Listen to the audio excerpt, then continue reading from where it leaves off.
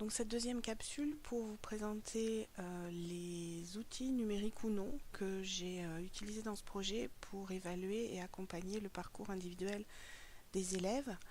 Le premier d'entre eux, c'est Padlet, qui me permet de mettre à disposition dès le début de la séquence tous les documents que les élèves vont devoir utiliser. Donc la nouvelle présentation de Padlet permet de classer les documents dans des colonnes qui correspondent à, voilà, pour moi une introduction, je fais une colonne par tâche intermédiaire, une colonne pour la tâche finale. Et à l'intérieur de chaque colonne, les documents sont classés par ordre chronologique, donc dans l'ordre pour lequel les élèves doivent doivent les utiliser.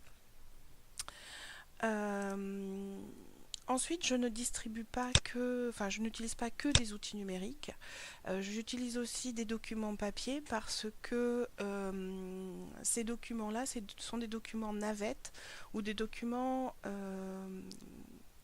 traces écrites en fait, qui doivent rester dans le cahier.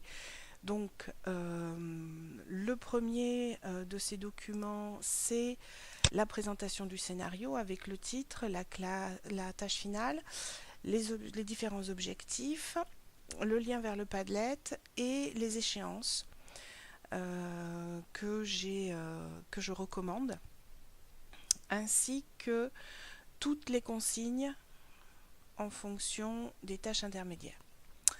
Donc, les élèves ont ce document qu'ils collent dans leur cahier, et ensuite, pour apprécier l'évolution des élèves à l'intérieur du projet, j'ai concocté un espèce de parcours, voilà, où que les élèves doivent suivre. S'ils veulent des compléments d'information, des compléments de consignes, ils peuvent se reporter au document précédent ou bien venir me voir.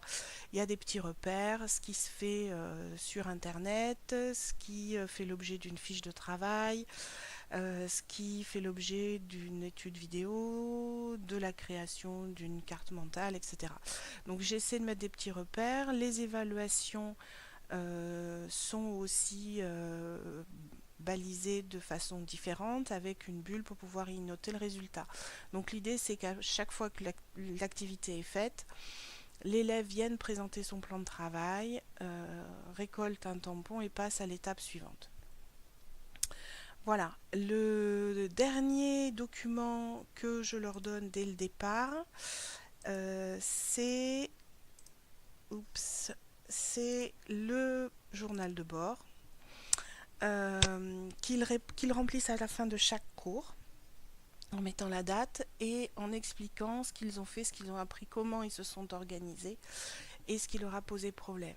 Donc moi, je récupère ce document à la fin de chaque séance.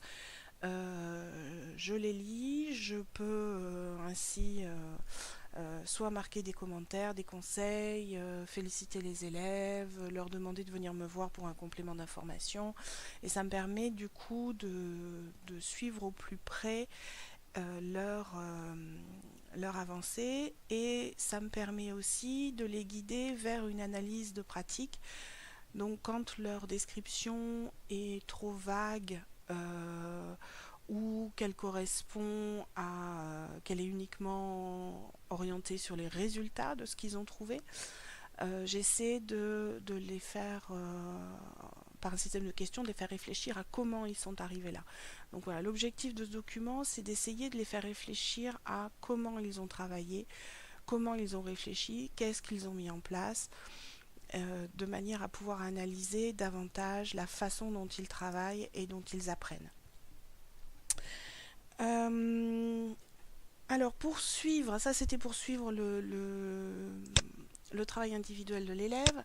Maintenant, pour suivre le travail de la classe,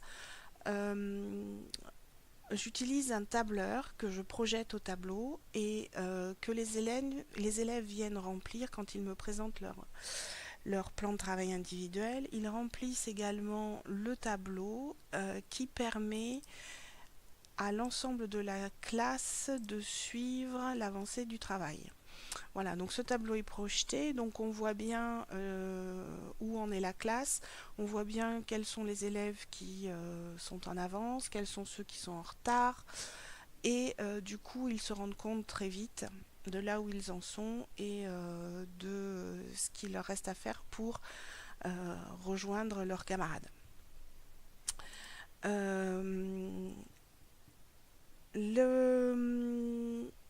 L'autre outil numérique que j'utilise, toujours dans le Google Drive, ce sont les Google Forms qui sont en fait des questionnaires. Alors, je les utilise surtout quand ils ont un travail à faire à la maison et ça me permet de vérifier qui a fait le travail et quelles ont été les réponses. Donc là, il s'agit du questionnaire de début de séquence. Donc les élèves doivent aller lire l'article du Monde et remplir donc les questions. Il s'agit de QCM. On peut demander des réponses plus longues, mais pour le travail là que je voulais, juste un QCM était suffisant. Donc effectivement, vous pouvez avoir un retour sur les réponses, qui a répondu, et en individuel, quelles ont été les réponses qui ont été données. Les questionnaires peuvent aussi être faits pour évaluer le travail en binôme. Ils sont du coup à remplir à la maison, ce qui évite aux élèves de subir la pression du groupe. Quand dans un groupe, il n'y a qu'un seul élève qui a travaillé et les autres non. En comparant à la fois l'observation que l'enseignant a pu faire des différentes séquences et puis les questionnaires de chaque membre du groupe, on arrive à recouper les informations et à avoir une idée plus précise de qui a travaillé, qui n'a pas travaillé, qui s'est investi, qui ne s'est pas investi. Et avec le plan de travail, on voit qui a proposé et qui a fait avancer le travail du groupe, qui a été force de proposition. Voilà. Enfin, dernier point, donc je rejoins ce que j'ai présenté dans la capsule précédente, c'est-à-dire l'outil qui me permet d'enregistrer ces capsules, c'est Active Presenter. Donc il permet, c'est exactement ce que je suis en train d'utiliser, d'enregistrer ma voix en train de commenter mon écran d'ordinateur. Donc ces capsules peuvent être de différentes natures. Donc dans le projet, j'ai mis une capsule dans la tâche intermédiaire 2 qui est exprimer son opinion, où il s'agit en fait du commentaire d'une présentation type diaporama. Donc ça peut être de l'apport lexical comme ici, ou ça peut être comme la vidéo de droite, présenter un exposé. Donc là, on est plus sur de la méthodologie ou bien de la grammaire avec un rappel grammatical. L'avantage de ces capsules, c'est que les élèves peuvent les regarder quand ils veulent, le nombre de fois qu'ils veulent, qu'ils peuvent s'arrêter, qu'ils peuvent prendre des notes, qu'ils peuvent venir au cours suivant demander des explications s'ils le souhaitent.